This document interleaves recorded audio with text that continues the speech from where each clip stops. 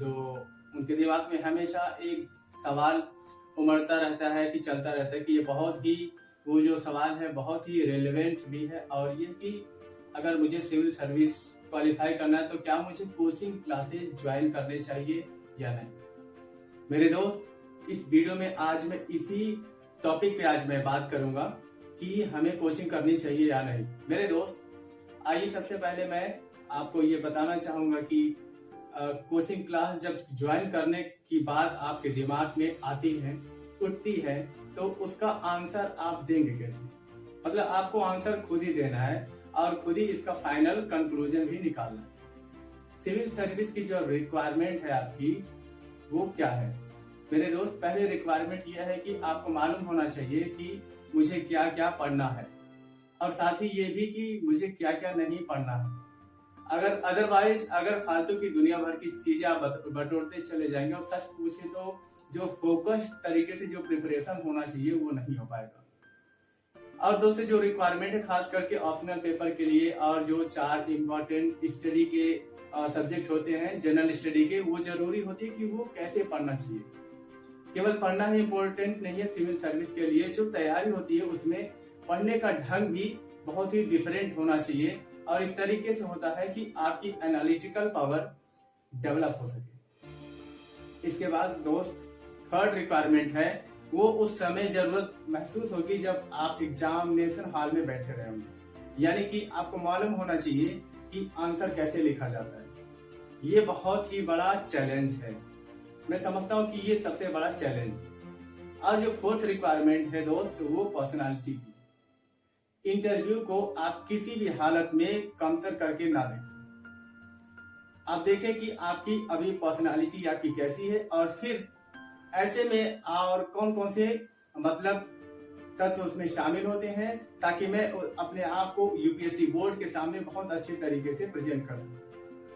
देखिए, ये जो 4 चैलेंजेस हैं, ये यूं कह लीजिए कि 4 रिक्वायरमेंट जो है यूपीएससी के लिए, खुद से पूछिए कि इन चारों में से कौन कौन से आपके पास हैं और इनको फुलफिल करते हैं और किनको आपको जरूरत है। मैं यहाँ आपको बिल्कुल नहीं कहने जा रहा हूँ कि इसमें कोई भी कम है कोई भी ज्यादा है। इन चारों की इक्वली आपको जरूरत है। यानी आपको लगता है कि इनमें से किसी एक की कमी है तो 2 की कमी है, या सभी की कमी है, तो definitely then you need some guidance, तब आपकी गाइडेंस की जरूरत होती है। लेकिन जहां तक मतलब कि ये बात है कि मान के चलिए कोचिंग अनिवार्य नहीं है, आप सेल्फ स्टडी से भी अपना सिविल सर्विसेज को क्वालिफाई कर सकते हैं। और बीच बीच में ऐसे बहुत से एग्जाम्पल हैं हमें पढ़ने को और सुनने को मिलते हैं जब स्टूडेंट्स ने भी ऐसे किया है। सवाल यह है कि ये स्टूडेंट है कौन, आपको इस बात पर ध्यान देना होगा। हमारे जो अब तक की एजुकेशनल पढ़ाई है, चाहे वो स्कूल लेवल हो या कॉलेज लेवल की है, अनफॉर्चुनेट पार्ट ये है कि जब हमारी अपनी समस्या है वो यह है कि उसमें ज्यादा से ज्यादा जो रटते हैं, जो बहुत ही ज्यादा रटते हैं। हमारे पास किताबें हैं, हमको पढ़नी चाहिए। यूनिवर्सिटी तक में जो क्वेश्चन पेपर आते हैं वे इतने स्ट्रेट होते हैं कि आप उन रटे हुए कॉपी को उतार दीजिए, और मजेदार बात यह है कि नंबर भी मिल जाते हैं और अच्छे भी नंबर मिलते हैं। तो मान के चलिए हमारे जो एक ढांचा बना हुआ है कि हमारे मतलब इंटीरियर जो स्ट्रक्चर बना हुआ है, वह उस कॉलेज के एग्जामिनेशन के पैटर्न का बना हुआ। और इस बात को याद रखेंगे कि ये पैटर्न यूपीएससी को बिल्कुल शूट नहीं करता, या बिल्कुल उसके अपोजिट है। यूपीएससी को चाहिए कि एनालिसिस, उसे चाहिए आपके ओरिजिनल थॉट्स, और जो क्वेश्चन पूछे जाते हैं वो बिल्कुल इनडायरेक्ट होते हैं। इसीलिए इसके समस्या से छुटकारा पाने के लिए आपको एक मतलब आइडिया देने के लिए उसमें 4 ग्रुप बनाए। फ्रेंड्स, अब मैं आपको थोड़ा सा मैं बताना चाहूंगा कि जब आप कोचिंग की बात करते हैं तो इनफैक्ट आपके दिमाग में क्या चल रहा होता है। देखिए, कोचिंग का मतलब है गाइडेंस। कोचिंग का मतलब कि कोचिंग इंस्टीट्यूट नहीं है, राइट? केवल इंस्टीट्यूट ही नहीं है, लेकिन कोचिंग में इन बातों को शामिल कर सकते हैं कि कोई कोचिंग इंस्टीट्यूट है, नो डाउट वो एक संस्थान होता है, वो बहुत बड़ा एक रोल होता है। यहाँ तक कि जो अगर कोई अनुभवी व्यक्ति है, कोई जिसने सिविल सर्विस क्वालिफाई किया है या बहुत लंबे समय से पढ़ा रहा हो, या क्वालिफाई तो नहीं कर पाया लेकिन अच्छी पोजीशन उसने हासिल कर लिया है इंटरव्यू तक, तो इनफैक्ट उनके पास अनुभव है, वो इंसान भी आपकी हेल्प कर सकते हैं, फिर चाहे वो संस्थान के माध्यम से आपकी मदद करे या इंडिविजुअली वो गाइड करने को तैयार है। मेरे दोस्त, फिर रह चुकी टेक्नोलॉजी का जमाना है, मैं समझता हूँ कि ऑनलाइन कोचिंग भी इसमें आपके लिए काफी मददगार हो सकती है। और चौथी बात तो यह है कि इन तीनों का मिला जुला रूप जो अपने लिए सिलेक्ट कर सकते हैं, कि अगर आपको लगता है कि नहीं आपको कोचिंग चाहिए, तो इनमें से किसी एक को आप ले सकते हैं जो भी आपकी पहुंच में है, आपकी सुविधाजनक है, या इनमें से कुछ भी कुछ मतलब ले करके अपनी काम की शुरुआत कर सकते हैं।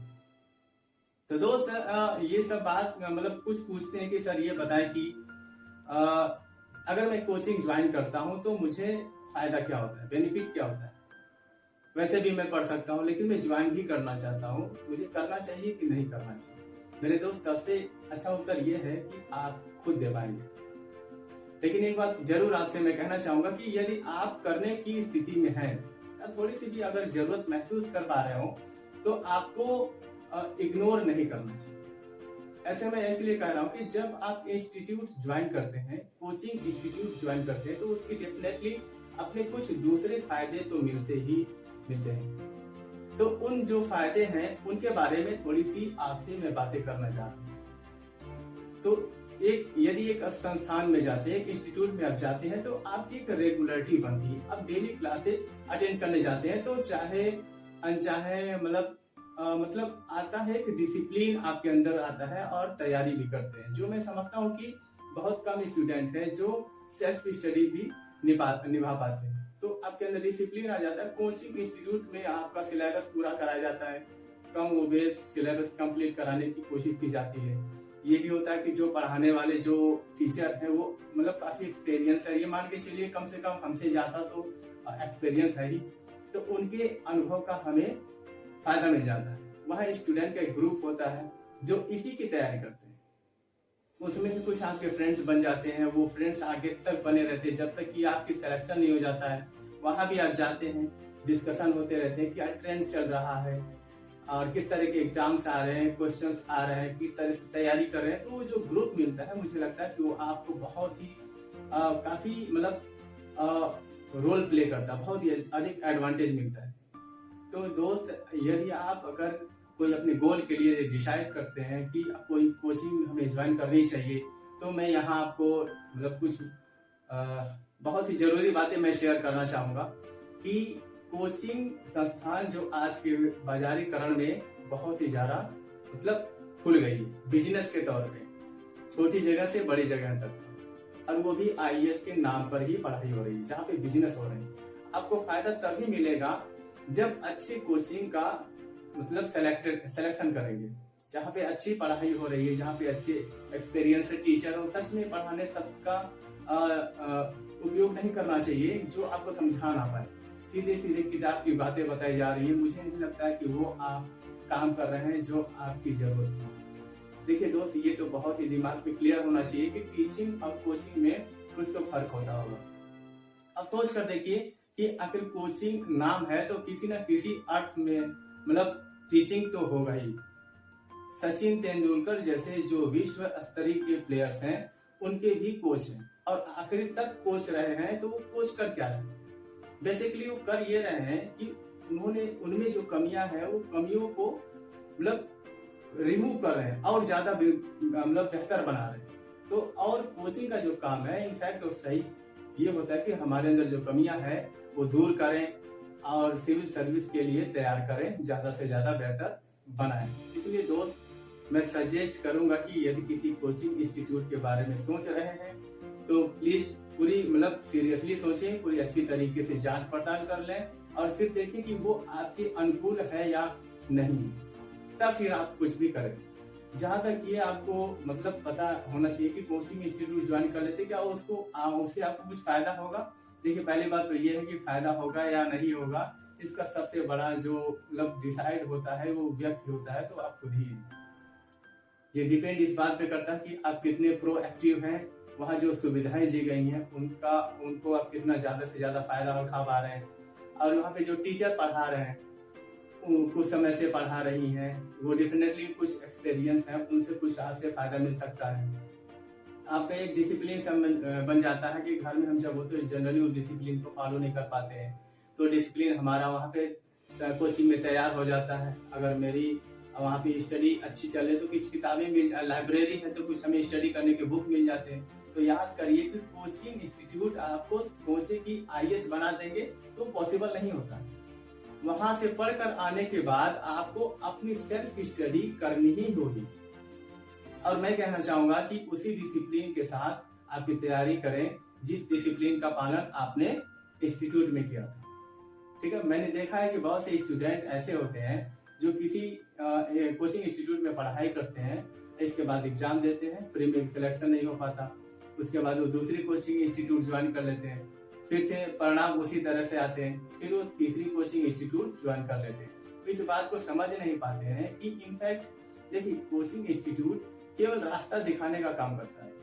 जो अच्छे कोचिंग इंस्टीट्यूट है वो रास्ता बनाने का भी काम करते हैं, लेकिन चलने का जो काम है वो तो आपको ही करना होगा। अगर आप चलेंगे नहीं तो फिर पहुंचेंगे कैसे? जो मैंने सेल्फ स्टडी की जो बात कही है, कोचिंग इंस्टीट्यूट से तैयारी करने के बाद आप घर पर आइए और उसी डिसिप्लिन के साथ आपको फॉलो करना है। तब तक फॉलो कीजिए जब तक आपने एग्जाम देने का प्लान कर रखा है, तभी सही मायने में कोचिंग इंस्टीट्यूट आपके लिए फायदेमंद हो सकता है। तो दोस्त, कुछ बातें मैं आपको शेयर किया, कुछ इंस्टीट्यूट कोचिंग ज्वाइन करने चाहिए या नहीं चाहिए, तो किस तरीके की वो कैसे आपका वो फायदा ज्यादा से ज्यादा उठा सकते हैं, इन पर कुछ बातें मैं आपको किया है। यदि आप और भी इसके बारे में जानना चाहते हैं तो मेरे चैनल को आपको सब्सक्राइब करना होगा, क्योंकि मैं हमेशा वीडियो डालता रहता हूँ हेल्प करने के लिए। जो स्टडी में या कोई एग्जाम है, कोई कंपटीशन की तैयारी है, उसमें काफी हेल्पफुल आपको मिलेगा। ठीक है दोस्तों, यदि आपको ये वीडियो अच्छा लगा है तो आप चाहते हैं कि हम फ्यूचर में भी और आपको इस तरह से वीडियो प्रोवाइड करते रहें, तो आपको हमारी इस वीडियो को लाइक करेंगे, शेयर करेंगे और हमारे YouTube चैनल को सब्सक्राइब भी करेंगे। तो मेरे दोस्त, अब मैं अपनी बात यही समाप्त करना चाहूंगा। Goodbye, thank you.